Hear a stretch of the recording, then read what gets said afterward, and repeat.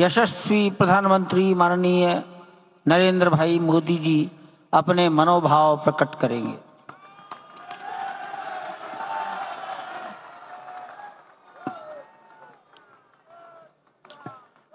सियावर रामचंद्र की जय। सियावर रामचंद्र की जय। श्रद्धेय मंच, सभी संत एवं ऋषिगण, यहाँ उपस्थित और विश्व के कोने कोने में हम सबसे साथ जुड़े हुए सभी राम भक्त, आप सबको प्रणाम, आप सबको राम राम।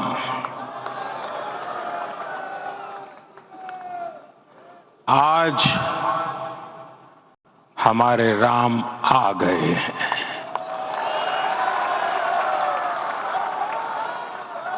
सदियों की प्रतीक्षा के बाद हमारे राम आ गए हैं। सदियों का अभूतपूर्व धैर्य, अनगिनत बलिदान, त्याग और तपस्या के बाद हमारे प्रभु राम आ गए हैं। इस शुभ घड़ी की आप सभी को, समस्त देशवासियों को बहुत बहुत बधाई। मैं अभी गर्भगृह में ईश्वरीय चेतना का साक्षी बनकर आपके सामने उपस्थित हुआ हूं। कितना कुछ कहने को है, लेकिन कंठ अवरुद्ध है। मेरा शरीर अभी भी स्पंदित है, चित्त अभी भी उस पल में लीन है।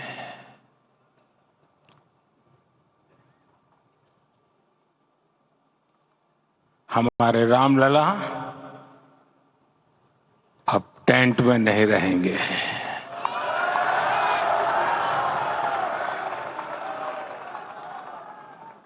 हमारे रामलला अब इस दिव्य मंदिर में रहेंगे। मेरा पक्का विश्वास है, अपार श्रद्धा है कि जो घटित हुआ है, इसकी अनुभूति देश के, विश्व के कोने कोने में राम भक्तों को हो रही होगी। ये क्षण अलौकिक है, ये पल पवित्रतम है। ये माहौल, ये वातावरण, ये ऊर्जा, ये घड़ी प्रभु श्री राम का हम सब पर आशीर्वाद है। 22 जनवरी 2024 का ये सूरज एक अद्भुत आभा लेकर आया है। 22 जनवरी 2024 ये कैलेंडर पर लिखी एक तारीख नहीं, ये एक नए काल चक्र का उद्गम है।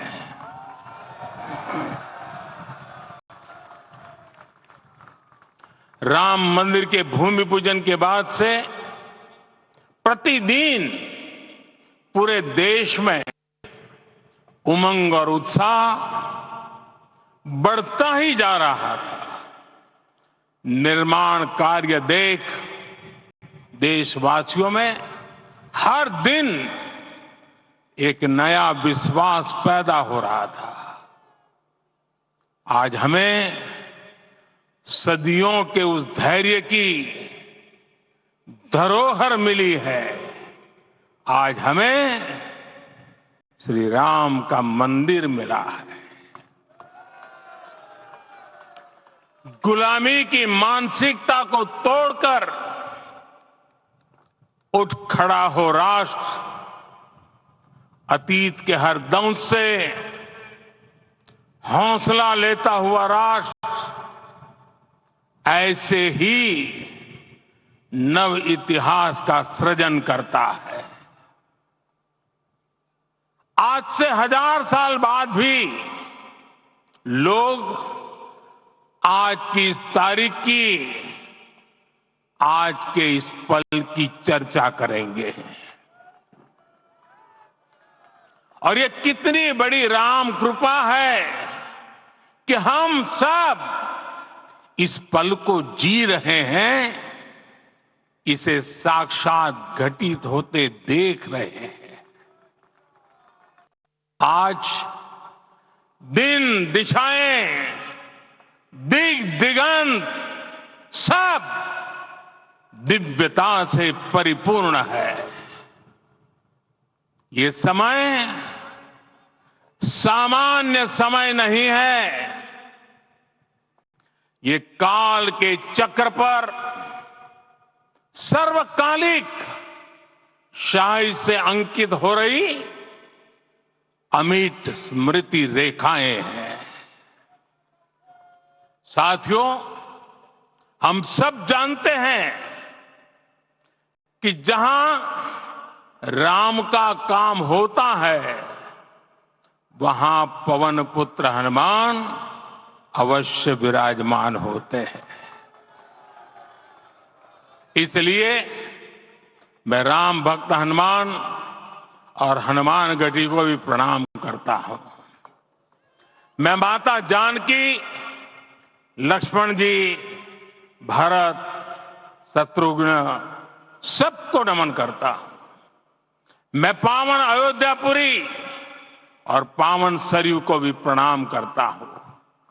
मैं इस पल दैवीय अनुभव कर रहा हूं कि जिनके आशीर्वाद से ये महान कार्य पूरा हुआ है। वे दिव्य आत्माएं, वे दैवीय विभूतियां भी इस समय हमारे आसपास उपस्थित है। मैं इनसे भी दिव्य चेतनाओं को भी कृतज्ञता पूर्वक नमन करता हूं। मैं आज प्रभु श्री राम से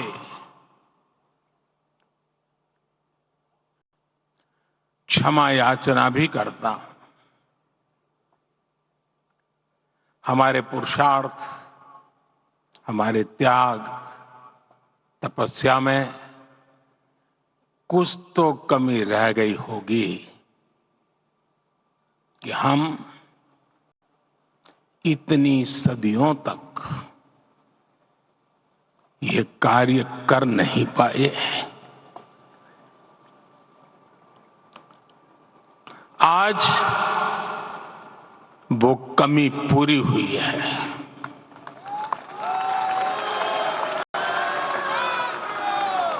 मुझे विश्वास है प्रभु राम आज हमें अवश्य क्षमा करेंगे। मेरे प्यारे देशवासियों, त्रेता में राम आगमन पर पूज्य संत तुलसीदास जी ने लिखा है, प्रभु बिलो की हर से पुरबासी, जनित वियोग विपत्ति समनासी। अर्थात प्रभु का आगमन देकर ही सब अयोध्यावासी, समग्र देशवासी हर्ष से भर गए। लंबे वियोग से जो आपत्ति आई थी, उसका अंत हो गया। उस कालखंड में तो वो वियोग केवल 14 वर्षों का था, तब भी इतना असह्य था। इस युग में तो अयोध्या और देशवासियों ने सैकड़ों वर्षों का वियोग सहा है। हमारी कई कई पीढ़ियों ने वियोग सहा है। भारत के तो संविधान में उसकी पहली प्रति में भगवान राम विराजमान है। संविधान के अस्तित्व में आने के बाद भी दशकों तक प्रभु श्री राम के अस्तित्व को लेकर कानूनी लड़ाई चली। मैं आभार व्यक्त करूंगा भारत की न्यायपालिका का, जिसने न्याय की लाज रख ली।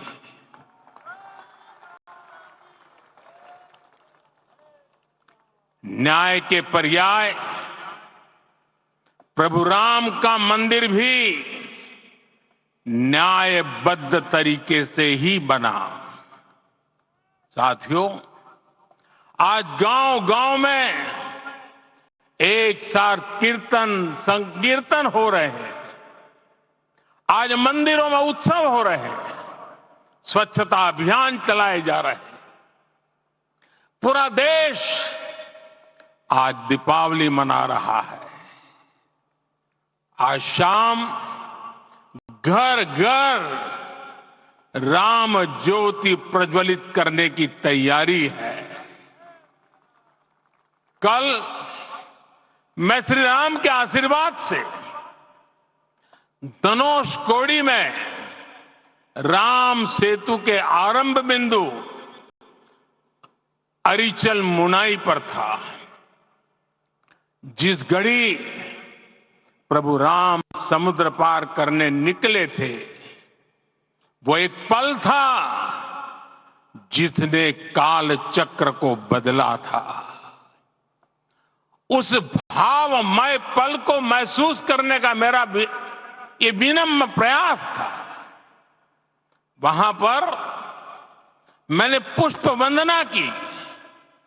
वहां मेरे भीतर एक विश्वास जगा कि जैसे उस समय काल चक्र बदला था, उसी तरह अब काल चक्र फिर बदलेगा और शुभ दिशा में बढ़ेगा। अपने 11 दिन के व्रत अनुष्ठान के दौरान मैंने उन स्थानों का चरण स्पर्श करने का प्रयास किया जहां प्रभु राम के चरण पड़े थे। चाहे वो नासिक का पंचवटी धाम हो, केरला का पवित्र त्रिपायर मंदिर हो, आंध्र प्रदेश में लेपाक्षी हो, श्रीरंगम में रंगनाथ स्वामी मंदिर हो, रामेश्वरम में श्री रामनाथ स्वामी मंदिर हो, या फिर धनुषकोडी। मेरा सौभाग्य है कि इसी पुनीत पवित्र भाव के साथ मुझे सागर से सरयू की यात्रा का अवसर मिला। सागर से सरयू तक हर जगह राम नाम का वही उत्सव भाव छाया हुआ है। प्रभु राम तो भारत की आत्मा के कण कण से जुड़े हुए हैं। राम भारतवासियों के अंतर मन में विराजे हुए हैं।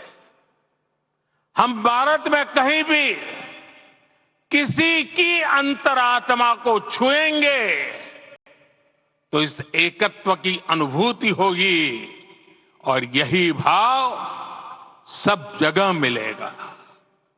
इससे उत्कृष्ट, इससे अधिक देश को समायोजित करने वाला सूत्र और क्या हो सकता है। मेरे प्यारे देशवासियों, मुझे देश के कोने कोने में अलग अलग भाषाओं में रामायण सुनने का अवसर मिला है, लेकिन विशेषकर पिछले 11 दिनों में रामायण अलग अलग भाषा में अलग राज्यों से मुझे विशेष रूप से सुनने का मौका मिला। राम को परिभाषित करते हुए ऋषियों ने कहा है, रमन्ते यस्मिन् इति रामः, अर्थात जिसमें रम जाए वही राम है। राम लोक की स्मृतियों में, पर्वत से लेकर परंपराओं में सर्वत्र समाये हुए हैं। हर युग में लोगों ने राम को जिया है। हर युग में लोगों ने अपने अपने शब्दों में अपनी अपनी तरह से राम को अभिव्यक्त किया है। और ये राम रस जीवन प्रवाह की तरह निरंतर बहता रहता है। प्राचीन काल से भारत के हर कोने के लोग राम रस का आचमन करते रहे हैं। राम कथा असीम है और रामायण भी अनंत है। राम के आदर्श, राम के मूल्य, राम की शिक्षाएं सब जगह एक समान है। प्रिय देशवासियों, आज इस ऐतिहासिक समय में देश उन व्यक्तित्वों को भी याद कर रहा है जिनके कार्य और समर्पण की वजह से आज हम ये शुभ दिन देख रहे हैं।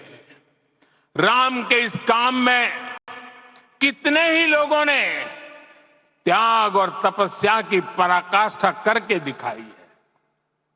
उन अनगिनत राम भक्तों के, उन अनगिनत कार सेवकों के और उन अनगिनत संत महात्माओं के हम सब ऋणी हैं। साथियों, आज का ये अवसर उत्सवता का क्षण तो है ही, लेकिन इसके साथ ही यह क्षण भारतीय समाज की परिपक्वता के बोध का भी क्षण है। हमारे लिए ये अवसर सिर्फ विजय का नहीं, विनय का भी है।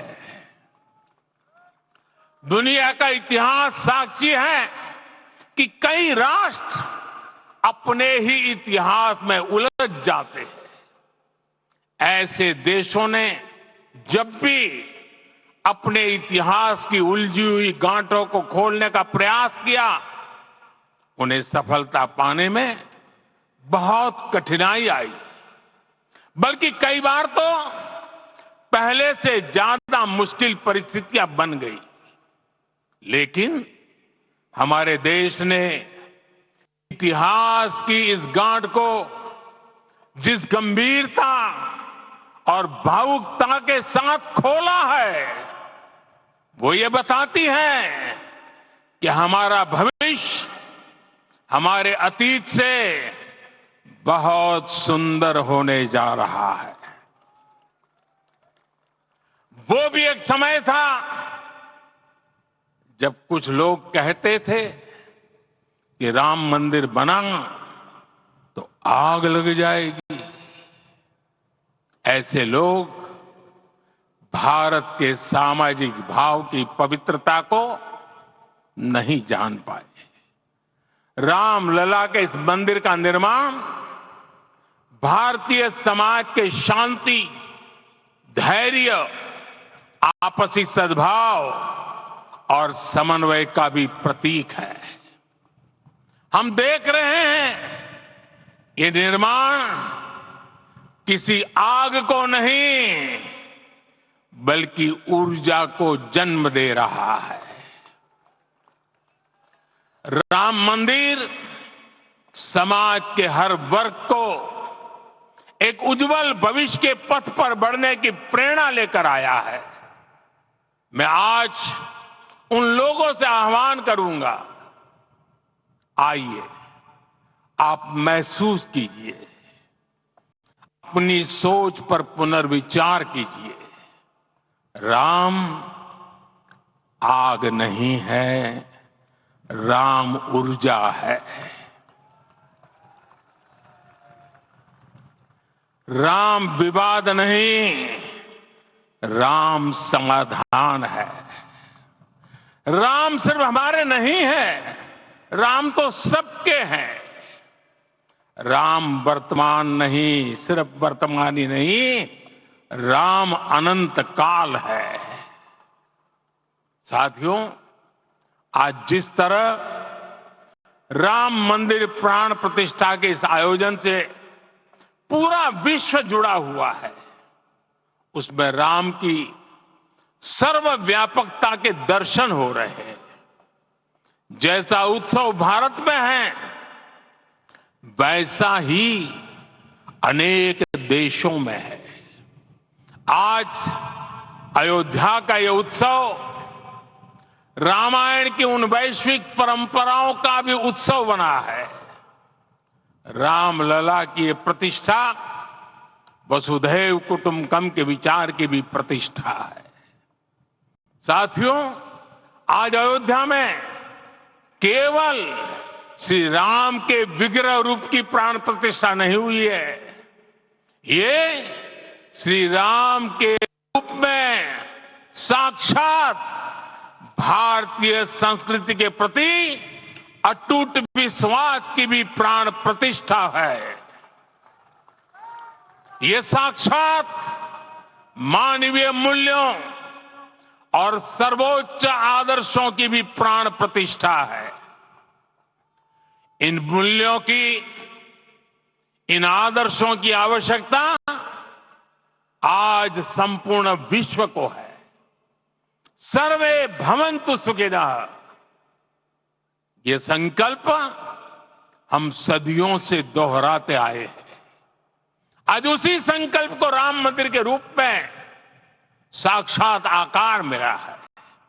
ये मंदिर मात्र एक देव मंदिर नहीं है, ये भारत की दृष्टि का, भारत के दर्शन का, भारत के दिग्दर्शन का मंदिर है। ये राम के रूप में राष्ट्र चेतना का मंदिर है। राम भारत की आस्था है, राम भारत का आधार है, राम भारत का विचार है, राम भारत का विधान है, राम भारत की चेतना है, राम भारत का चिंतन है, राम भारत की प्रतिष्ठा है, राम भारत का प्रताप है, राम प्रवाह है, राम प्रभाव है, राम नेति भी है, राम नीति भी है, राम नित्यता भी है, राम निरंतरता भी है, राम विभु है, विशद है, राम व्यापक है, विश्व है, विश्वात्मा है। और इसलिए जब राम की प्रतिष्ठा होती है तो उसका प्रभाव वर्षों या शताब्दियों तक ही नहीं होता, उसका प्रभाव हजारों वर्षों के लिए होता है। महर्षि वाल्मीकि ने कहा है, राज्यम 10 सहस्त्राणि प्राप्य वर्षाणि राघव, अर्थात राम 10,000 वर्षों के लिए राज्य पर प्रतिष्ठित हुए, यानी हजारों वर्षों के लिए राम राज्य स्थापित हुआ। जब त्रेता में राम आए थे तब हजारों वर्षों के लिए राम राज्य की स्थापना हुई। हजारों वर्षों तक राम विश्व पथ प्रदर्शन करते रहे थे। और इसलिए मेरे प्यारे देशवासियों, आज अयोध्या भूमि हम सभी से, प्रत्येक राम भक्त से, प्रत्येक भारतीय से कुछ सवाल कर रही है। श्री राम का भव्य मंदिर तो बन गया, अब आगे क्या? सदियों का इंतजार तो खत्म हो गया, अब आगे क्या? आज के इस अवसर पर जो दैवीय आत्माएं हमें आशीर्वाद देने के लिए उपस्थित हुई हैं, हमें देख रही हैं, उन्हें क्या हम ऐसे ही विदा करेंगे? नहीं, कदापि नहीं। आज मैं पूरे पवित्र मन से महसूस कर रहा हूं कि काल चक्र बदल रहा है। ये सुखद संयोग है कि हमारी पीढ़ी को एक कालजयी पथ के शिल्पकार के रूप में चुना गया है। 1000 वर्ष बाद की पीढ़ी राष्ट्र निर्माण के हमारे आज के कार्यों को याद करेगी। इसलिए मैं कहता हूं, यही समय है, सही समय है। हमें आज से, इस पवित्र समय से अगले 1000 साल के भारत की नींव रखनी है। मंदिर निर्माण से आगे बढ़कर अब हमें सभी देशवासी यही इस पल से समर्थ, सक्षम, भव्य, दिव्य भारत के निर्माण की सौगंध लेते हैं।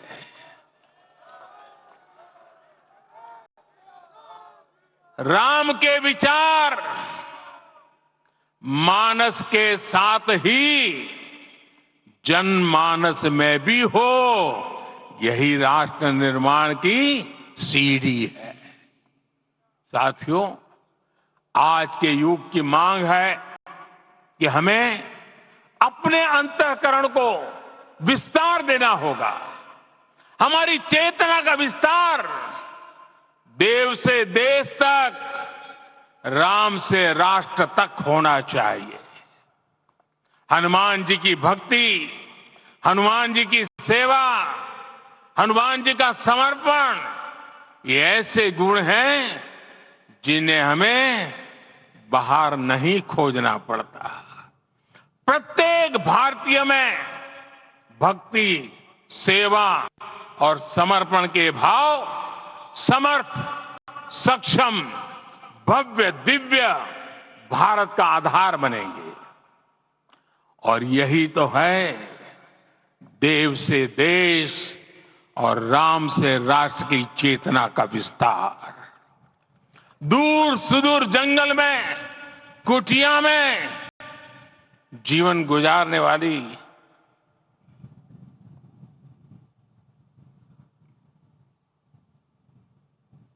मेरी आदिवासी मां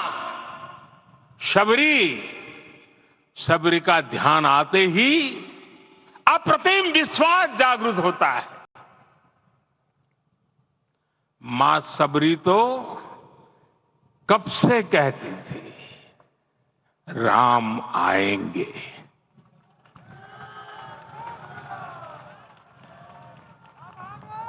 प्रत्येक भारतीय में जन्मा यही विश्वास समर्थ, सक्षम, भव्य भारत का आधार बनेगा। और यही तो है देव से देश और राम से राष्ट्र की चेतना का विस्तार। हम सब जानते हैं कि निषाद राज की मित्रता सभी बंधनों से परे है। निषाद राज का राम के प्रति सम्मोहन, प्रभु राम का निषाद राज के लिए अपनापन कितना मौलिक है। सब अपने हैं, सभी समान है। प्रत्येक भारतीय में अपनत्व की, बंधुत्व की ये भावना समर्थ, सक्षम, भव्य, दिव्य भारत का आधार बनेगी। और यही तो है देव से देश और राम से राष्ट्र की चेतना का विस्तार। साथियों, आज देश में निराशा के लिए रत्ती भर भी स्थान नहीं है। मैं तो बहुत सामान्य हूं, मैं तो बहुत छोटा हूं, अगर कोई ये सोचता है तो उसे गिलहरी के योगदान को याद करना चाहिए। गिलहरी का स्मरण ही हमें हमारी इस हिचक को दूर करेगा, हमें सिखाएगा कि छोटे बड़े हर प्रयास की अपनी ताकत होती है, अपना योगदान होता है और सबके प्रयास की यही भावना समर्थ, सक्षम, भव्य, दिव्य भारत का आधार बनेगी। और यही तो देव से देश और राम से राष्ट्र का, राष्ट्र की चेतना का विस्तार। साथियों, लंकापति रावण प्रकांड ज्ञानी थे, अपार शक्ति के धनी थे, लेकिन जटायु जी की मूल्य निष्ठा देखिए, वे महाबली रावण से भिड़ गए। उन्हें भी पता था कि वो रावण को परास्त नहीं कर पाएंगे, लेकिन फिर भी उन्होंने रावण को चुनौती दी। कर्तव्य की यही पराकाष्ठा समर्थ, सक्षम, भव्य, दिव्य भारत का आधार है। और यही तो है देव से देश और राम से राष्ट्र की चेतना का विस्तार। आइए हम संकल्प लें कि राष्ट्र निर्माण के लिए हम अपने जीवन का पल पल लगा देंगे। राम काज से राष्ट्र काज, समय का पल पल, शरीर का कण कण राम समर्पण को राष्ट्र समर्पण के ध्येय से जोड़ देंगे। मेरे देशवासियों, प्रभु श्री राम की हमारी पूजा विशेष होनी चाहिए। ये पूजा स्व से ऊपर उठ करके समष्टि के लिए होनी चाहिए। ये पूजा अहम से उठकर वयम के लिए होनी चाहिए। प्रभु को जो भोग चढ़ेगा वो विकसित भारत के लिए हमारे परिश्रम की पराकाष्ठा का प्रसाद भी होगा। हमें नित्य पराक्रम, पुरुषार्थ, समर्पण का प्रसाद प्रभु राम को चढ़ाना होगा। इनसे नित्य प्रभु राम की पूजा करनी होगी, तब हम भारत को वैभवशाली और विकसित बना पाएंगे। मेरे प्यारे देशवासियों, ये भारत के विकास का अमृत काल है। आज भारत युवा शक्ति की पूंजी से भरा हुआ है, ऊर्जा से भरा हुआ है। ऐसी सकारात्मक परिस्थितियां फिर न जाने कितने समय बाद बनेगी। हमें अब चूकना नहीं है, हमें अब बैठना नहीं है। मैं अपने देश के युवाओं से कहूंगा, आपके सामने हजारों वर्ष की परंपरा की प्रेरणा है। आप भारत की उस पीढ़ी का प्रतिनिधित्व करते हैं जो चांद पर तिरंगा लहरा रही है। वो 15 लाख किलोमीटर यात्रा करके सूर्य के पास जाकर मिशन आदित्य को सफल बना रही है। जो आसमान में तेजस और सागर में विक्रांत का परचम लहरा रही है। अपनी विरासत पर गर्व करते हुए आपको भारत का नव प्रभात लिखना है। परंपरा की पवित्रता और आधुनिकता की अनंतता, दोनों ही पथ पर चलते हुए भारत समृद्धि के लक्ष्य तक पहुंचेगा। मेरे साथियों, आने वाला समय अब सफलता का है। आने वाला समय अब सिद्धि का है। ये भव्य राम मंदिर साक्षी बनेगा भारत के उत्कर्ष का, भारत के उदय का। ये भव्य राम मंदिर साक्षी बनेगा भव्य भारत के अभ्युदय का, विकसित भारत का। ये मंदिर सिखाता है कि अगर लक्ष्य सत्य प्रमाणित हो, अगर लक्ष्य सामूहिकता और संगठित शक्ति से जन्मा हो, तब उस लक्ष्य को प्राप्त करना असंभव नहीं है। ये भारत का समय है और भारत अब आगे बढ़ने वाला है। शताब्दियों की प्रतीक्षा के बाद हम यहां पहुंचे हैं। हम सब ने इस युग का, इस कालखंड का इंतजार किया है। अब हम रुकेंगे नहीं, हम विकास की ऊंचाई पर जाकर ही रहेंगे। इसी भाव के साथ रामलला के चरणों में प्रणाम करते हुए आप सभी को बहुत बहुत शुभकामनाएं। सभी संतों के चरणों में मेरे प्रणाम। सियावर रामचंद्र की, सियावर रामचंद्र की, सियावर रामचंद्र की।